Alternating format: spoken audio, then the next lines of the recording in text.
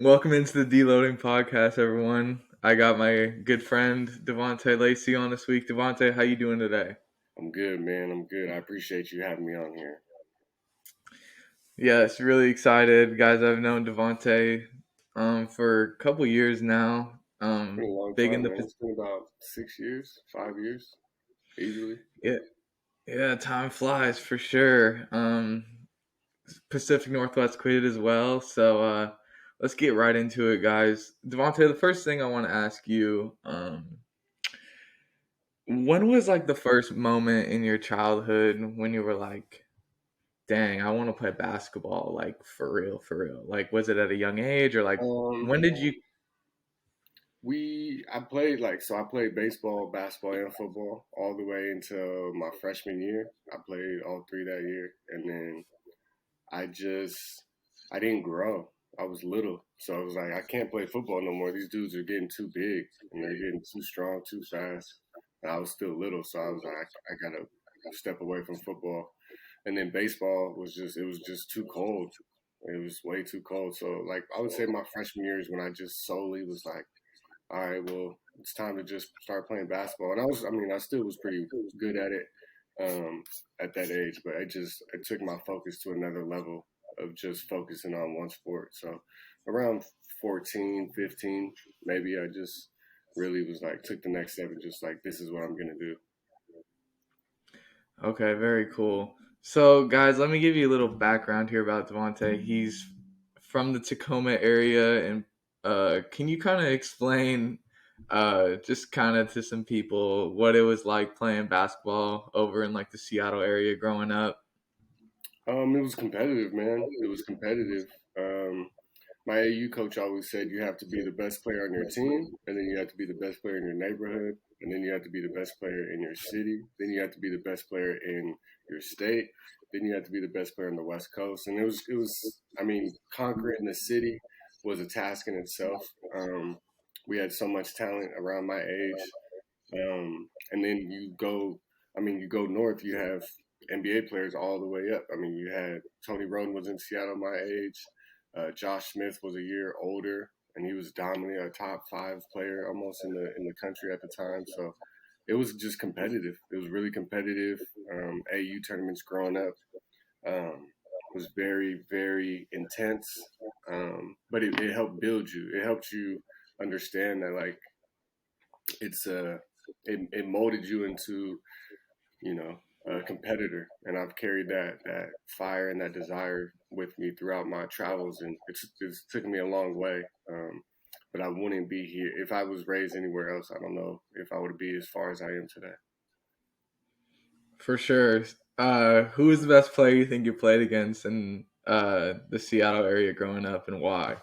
Growing up, Yeah, Tony Roden was the best for sure. Tony Roden was incredible growing up. His size, his speed, his talent. His talent. He was really really good. He didn't even play his grade level until he had to at 17. He would play up one, two grades, sometimes even three. Um, he was special early, but he was a really good football player as well. So I mean, everybody knew about Tony in Seattle, and they knew that he was gonna be that guy and took the next step, and he did. Um, but growing up, it was always you had to be on your A game when you played, Rotary, and especially when you played Tony. for sure, for sure. What did it mean for you to win a state title at Curtis? I didn't win, man. I lost. I lost in the state championship to Gonzaga Prep, unfortunately. But Oh, with Sarbaugh, with what? with Chris Sarbaugh, that team Yeah, in Parker Kelly and 11, was it? Sarbaugh. That was a good team, man. They were good. They played really well together. Um, Sarbaugh was a really, really good player. Parker Kelly is still good to this day. I think he's gotten 10 times better than he was then. But yeah, it was unfortunate. It was good for the city. I think that year, every classification, Tacoma had won the state championship in every classification except our class, and we were in it. And it was unfortunate, but it was a good experience, man. It was something I'll never forget. It was one of the highlights of my basketball career, really. growing up in the Tacoma Dome, going there every year as I was a kid, watching it, getting pulled out of school so I can stay there and watch it. It Never was, forget those, right? man, it was cool, bro. It was really, really cool. And then to be there playing and, just looking up in the crowds, it was stacked. I mean, the TV, that was like one of the first games I was on TV. So, like, it was good. It was a great experience. Something that I grew up watching and I got to experience it and be in that moment. And it was really surreal and it was really, really cool. Yeah, definitely. So I want to talk to you about going to Wazoo. So what made you kind of decide to play at Wazoo? And I want you to also tell a story about like what how your freshman year some Yeah. people thought it was going to go and how it ended up going, and just like Yeah. if you could share a little on that. Yeah. I knew I wanted to stay on the West Coast, and I knew I was good enough to play in the Pac-12 or Pac-10 at the time. So I went to an elite camp, WSU, and I played really, really well. Obviously, was the best player there, and got offered soon after. Um, and then I committed and stuff. And then during that process, I met with the coach. And before I committed, they didn't know if Clay was going to go to the NBA or not. They didn't know if Castro was going to go or not. I mean, we were stacked to have a really, really good team the next year.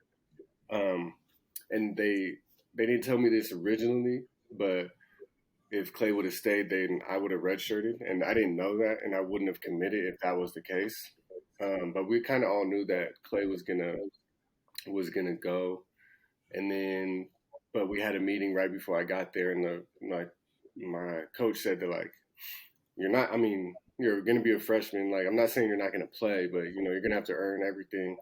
Um, and I was cool with that. I was cool with being just given an opportunity because I knew how good I was, but I just need to get a fair opportunity and a chance. And he gave me that. Coach Bone gave me that, and he said, we don't know how much you're going. I can't guarantee minutes. I can't guarantee anything, but I'll give you the opportunity. And then, long story short, man, I didn't start the first 3 games. I was played a lot though. I was like six man, and then the rest of the season I started, played 20, 25 minutes a game, sometimes upwards of 30 as a freshman, which was, huge with the team. It was a heavy, heavy upperclassmen team. So it was big.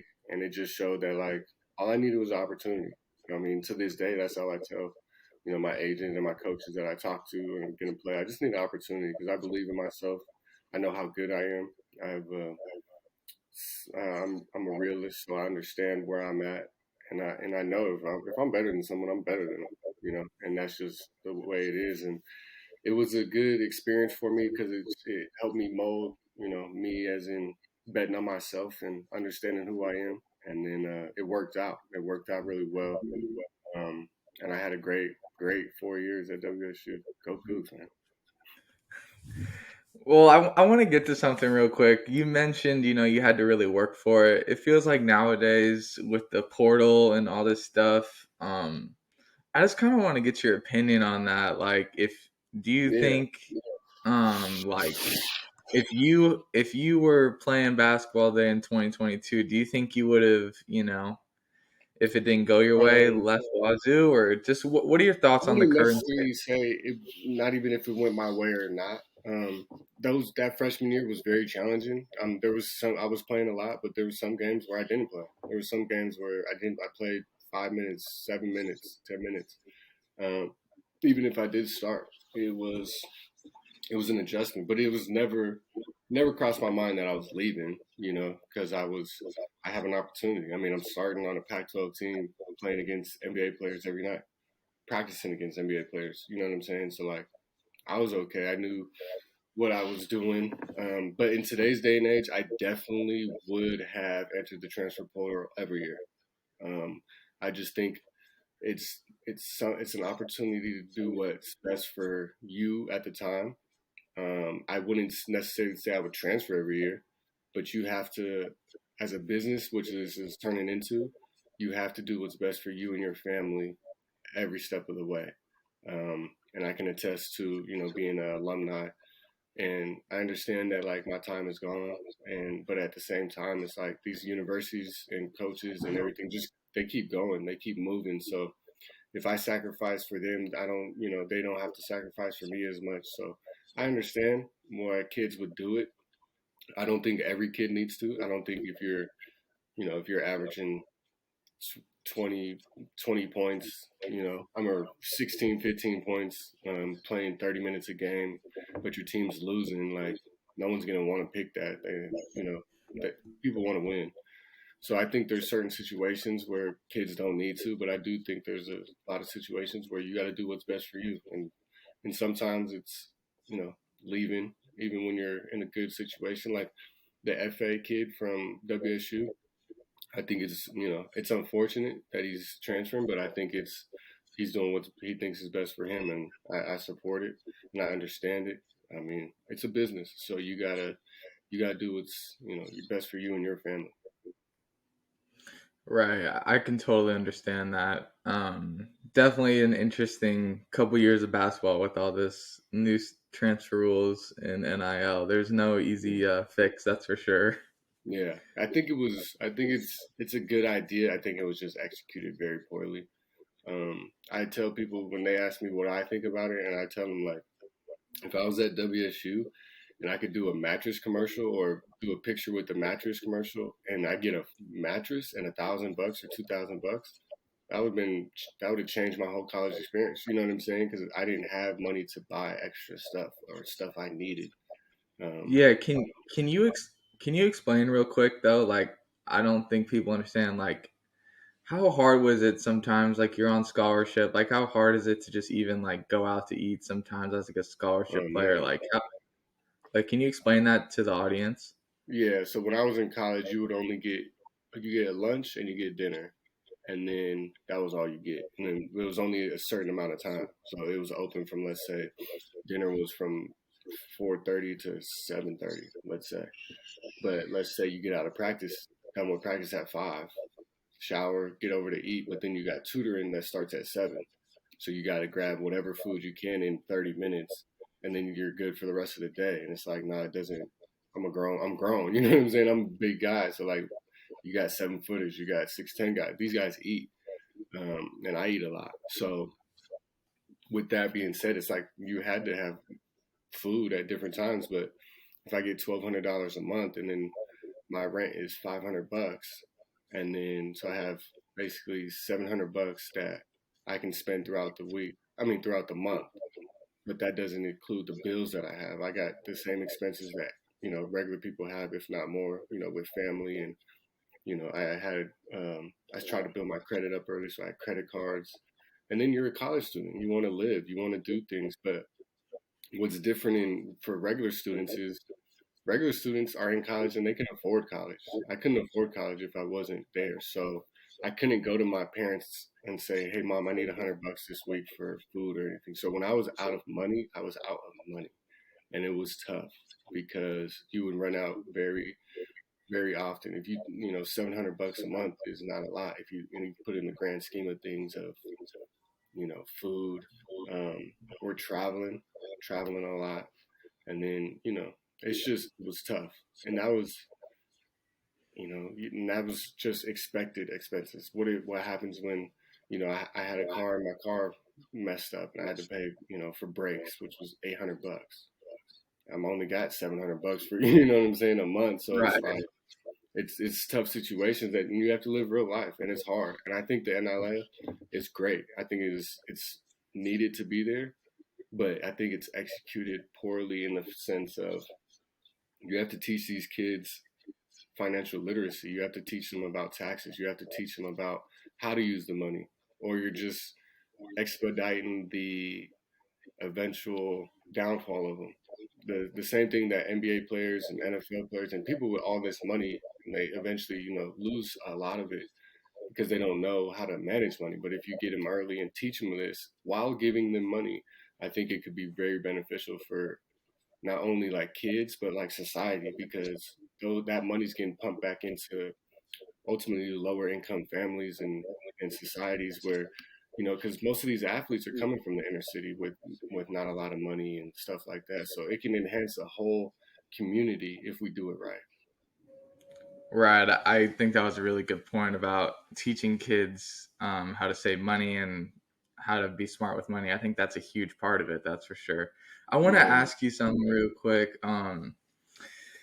What was it like? I mean, we all see Klay Thompson. He's still playing here for the Warriors. What was it like um, getting to see him play, or what was that like if you ever got to like get to know him at all? it was cool, man. Clay was cool. He's really down to earth.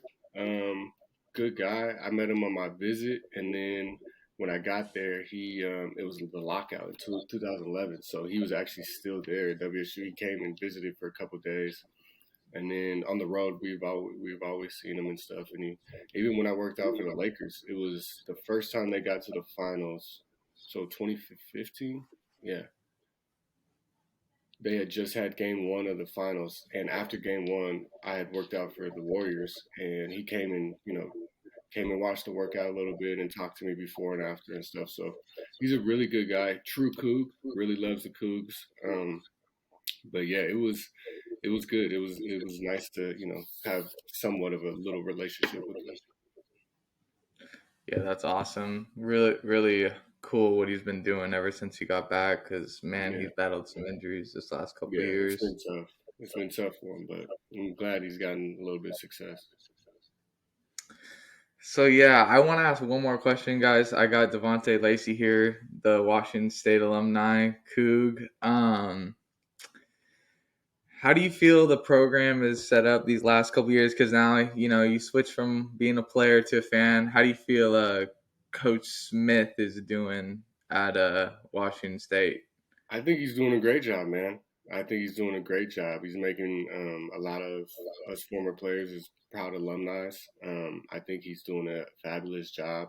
Um, Even in this climate of transfers and COVID and all that, I think he's doing the best he can, and he's making the Coug program respectable in the Pac-12, and I think it's only going to get better. I think he has a good philosophy, and they play hard and they play together, and I think they have good talent, but they play together, which makes their talent even more harder to beat. And I think they're doing a great job, and it's really fun to be an alumni. Yeah, I'm really excited to see how the Pac-12 does this year with Arizona. As you see, Tommy Lloyd did an amazing job already, and UCLA. And I'm excited to see what the Cougs can do this year because they definitely have shown some improvements the last couple of This is years. our year, Dane. This is our year. I'm excited to watch. So after your college career, you end up playing overseas, still are to this day. I'm sure that was a pretty like not just culturally an adjustment, but even playing on the floor a little bit. Like, can you explain like how that process went and some of the things you saw as challenges and just how you Um, overcame those, and just give everyone back home kind of somewhat of what it's like playing overseas? yeah, man. I mean, you go overseas, and depending on where you go, it's usually you leave in mid-August, and then don't come back till end of May. Which I mean, I came back 2 days ago, 3 days ago. So you're gone for essentially 10 months, 9 months, 9.5 months, out of a 12-month year, which is insane. So that's tough. You don't get to see your family as much, FaceTime. And then even with FaceTime and all that, the time difference sometimes I would have to stay up till 2 in the morning to talk to some of my family and Lacey, obviously. So it was tough. It's hard. I mean, you're in a different country and then you don't know any language. I mean, some people are fortunate enough to know a little bit of Spanish or whatever if you play there, but I mean, I don't know Slovakian. I don't know Turkish. I don't know German. I mean, I can get around with my German now, but I still don't. I have to live a day to day life. I have to go grocery shopping. I have to buy things for my house. I have to do all this stuff in a different language, in a different society, and that's a part where people kind of take for granted, not take for granted here, but don't understand how it would be overseas. Um, and then you only see the same 10, 15 people every day. and half of them, sometimes don't even speak English well. So you're really only speaking English to 4 or 5 people for 9.5 months, besides on the phone. You know what I'm Wow, saying? So it's like it's tough. It's tough. It can be really, really tough. And then out of a 24-hour day, you sleep for 8. Let's say you sleep for 8.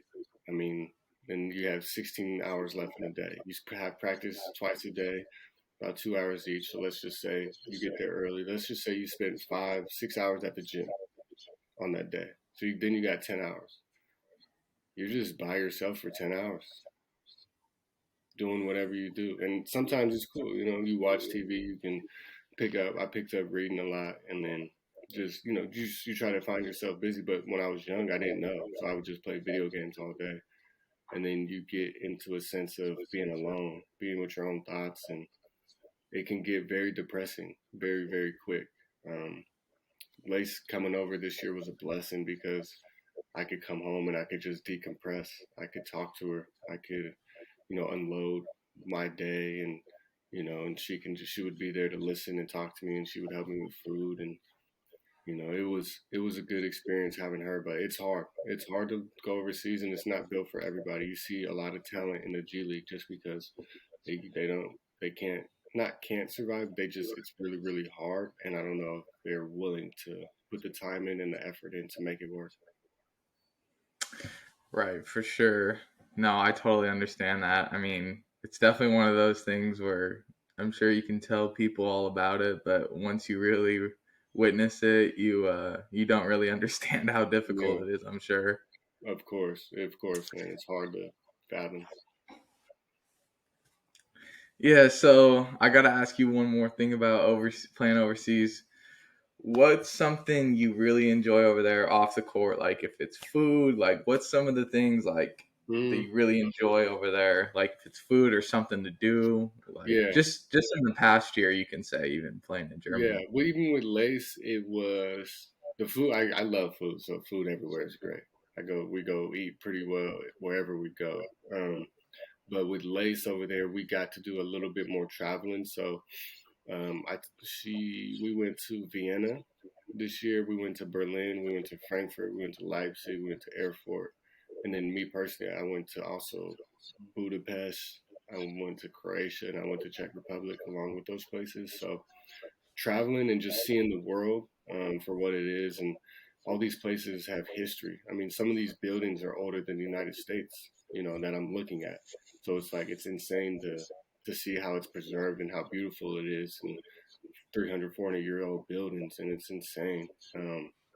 It's a humbling experience, but it's one of my favorite experiences. Just seeing other cultures and countries, and how prideful they are of who they are and where they come from.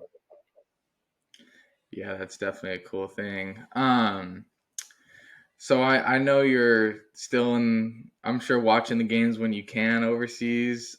You just got back in the States. I gotta ask you, who do you like to play in the finals, and who do you think's gonna win, and why? It's going to be Golden State versus Boston, and I think I don't in that series. I think it's going to be games. I think it's going to go to a 7-game series, and I like Boston Wow. for the fact that Wow. they Okay. their defense is built for the Warriors to defend the Warriors, in the sense of they have probably 7 or 8 guys that are all similar size, strength, and athletic ability that can defend. So they're going to switch a lot of things. I think if with the Warriors, you just got to control their runs, and you have to score on offense. And I think that's will be Boston's biggest thing they have to control is their offense, because sometimes you can do your best defense, but the Warriors will still put up 110, 115 points. So you got to find a way in yourself to score as well. And I think if you have a two-headed monster of Brown and Tatum, then you have, Clay can guard one, and then you have a mismatch on the other, whether it's be Draymond Green trying to guard Jason Tatum, or you have Jordan Poole, or maybe Andrew Wiggins. But even Wiggins he's not an elite defender. So it's like you have to kind of pick your poison. Um, but I think they play very similar, very spaced out basketball. So I think it's going to be a close series. But I do think the if I had to put money on it today, I would say the Warriors are going to win. But I like the Celtics to win. If that Okay, makes so you're going with the Celtics, though, is what I'm hearing, right? Your picks is uh, if I was a betting man, I'm putting money on the Warriors. The Warriors will okay. win. But Fair enough. I can very very see Celtics winning in seven. Okay, so you have it going a long series, though, at least 6 or 7. Then It's going to be very competitive. I think it's these playoffs been a lot of blowouts, but I think those two teams match up really well, and I think it's going to be a good series. yeah, well, I said it on the podcast. I said the Warriors for a while, back in like March. So I I Of course you I did, had man. I had them in Milwaukee, but Milwaukee was obviously didn't make it. But Yeah, Milwaukee I was like the battling too many. Warriors. They were battling too many injuries, man. I agree with that too. Chris Middleton would have made a definitely a little bit of a difference, but Yeah, for sure. I, I'm excited just because like I think the Warriors just because like their ball movement and I feel like their role players have been playing really well. Like I was seeing some like even Andrew Wiggins like the Timberwolves like gave up on him, and Yeah, everyone was like they're gonna trade Andrew Wiggins in a couple years, but man, he turned into an all-star. And like just the way the Warriors have like developed their players with yeah. I Jordan think in Poole. Wiggins' case, I just think he's not built to be a one or two option. I think he's built to be a fourth option, a really really good. He might be the best fourth option in the NBA. But he had too much responsibility and accountability in Minnesota that he couldn't fulfill, and I think he found the right spot. I mean, not everybody's built to be a superstar, but you can still make a lot of money being a role player, and I think he tried the superstar and being an all star and all that in Minnesota, and it just didn't work. It's hard to do that with your own team, and I think he found a good spot. And but I don't know. I'm not a believer in. I don't think he was like playing all star level. I think there was better basketball players in the. So calling him an all star just because the fans voted for him is deceptive. But I think they're good. He's playing well. He plays well with that team. He fits really well. He's a better Harrison Barnes. So I think it's going to be good for him. But I think the difference maker is going to be Poole and Clay. I think if they play to their potential, I think they have no Boston has no chance. Yeah, I'm really excited to see that. Once again, guys, I got Davonte Lacy here on the podcast. Please make sure to subscribe, guys. I would really appreciate it. The support's been amazing so far. I got a lot of big things coming this next couple months, so please share it to your friends, share it with whoever. Davonte, I got one more question for you. All gravy. Do you think Luka playing overseas really helped him in the player he is today? And like, can you just Yeah.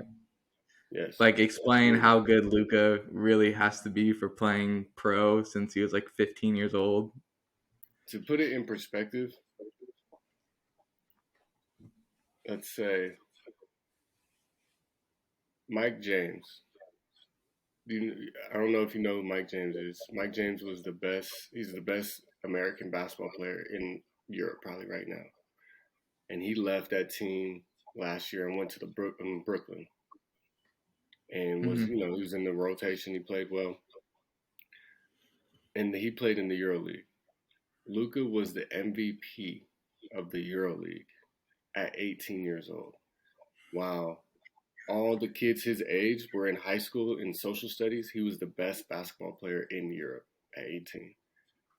And the game is so much different. It's so offensive oriented in America that it's easy. It's easy. I mean, the NBA is literally built to score because you can't stay in this key, you can't hand check, you can't really Yep. play as much physical. But it was just that's for offensive players, and I think he mastered his offensive skill set in Europe, where he's big enough to get it any shot he wants. I mean, he's 6'8", 6'9". So if he can step back and fade a little bit, not many people are blocking him in this world. So I mean, he can get blocked, but it's not a consistent basis. So for him to do what he's doing, it's not a surprise to anybody that's been in Europe and seen him in Europe. It's not a surprise at all. But to do what he did at that age is almost, and it's hard to say, but it's almost equivalent to LeBron being who he was at 18. And you can even say that Luka might have been better at 18, but he's special. He's once in a generation for sure. Right. I definitely want to get your perspective on that, playing overseas now for a while. So Yeah, no, he's he was special, man. He was special early, and I remember like 4 or 5 years ago, like the year before he was done. So when he was 17, 16 or 17, and overseas, and me and my coach overseas got into it because I was like, nah, he's not gonna score 40 points in the fucking NBA. Like, this is a little kid, and he was like, I guarantee you he'll have a 50-point game. And I was like, nah. He was like, he'll have 40 his first year. And then the next year he did all that stuff as an 18-year-old. And I was like, yeah, I agree. No, that's awesome. Yeah, I can't wait to see you. It looks like they're gonna go down to the Warriors, but man, he's been really fun to watch during the Yeah, he playoffs. just needs one other superstar. I think him and Trae Young both need one other superstar, and they'll take the next step. And one of them will win a ring if you can get him some help. Right, for sure. Well, Davonte, thank you so much for joining. Thanks Thanks for for having coming me, on man. again. Really appreciate it, guys. Davonte, you want to leave your Instagram and all your socials? Uh, Hey, if you they can follow me. I appreciate you, Dan. But yeah, if anybody wants to, I'll put it up there. If anyone wants to follow me on Instagram, D253L. Same with my Twitter. There's hot takes on there all the time. But thanks, Dan. Yes. I appreciate you having me on. Yeah, I appreciate the podcast. Keep doing your thing, man, and I'm proud of you. Thank you. Appreciate it, guys. All right, this will be up Friday. Thank you again, Davonte.